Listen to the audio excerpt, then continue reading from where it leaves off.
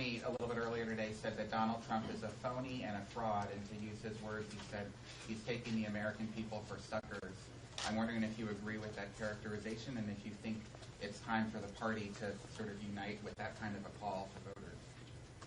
Well, as I was saying about Chicopee, and I already told Mitt that I don't think you beat Mitt by, or you don't beat Trump by personal attacks. The guy in Chicopee is not interested in name calling. The guy in Chicopee is interested in what's going to happen to his kid getting a job, and is he going to have a job, and are we going to get better trade deals, and that's what he cares about.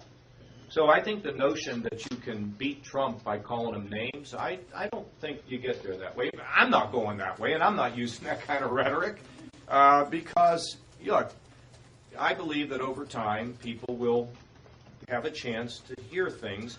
And if I win Ohio, he's not going to be the nominee. I mean, we're going to go to the convention. I'm going to be the nominee. Because I don't know whether you noticed or not, it's being held in Ohio. We plotted this all out. Governor? John.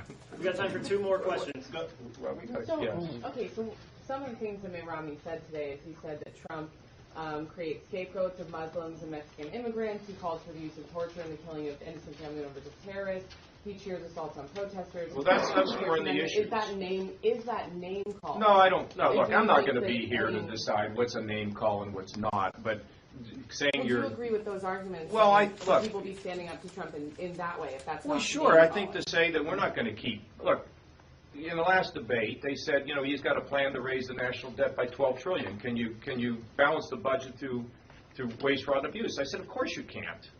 And I've already talked. I've been out here talking about the Muslim thing. Look, I'm the one that's been saying all along that we need a Muslim-Arab coalition to defeat ISIS. Of course, I don't agree with him on that. Those things are fair game.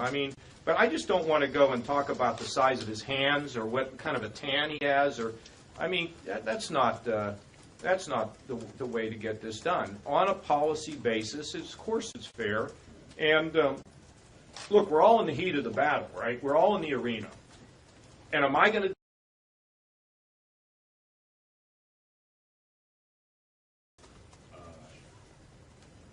Republicans in Ohio should vote for you, in Ohio, and in Florida they should vote for Marco Rubio.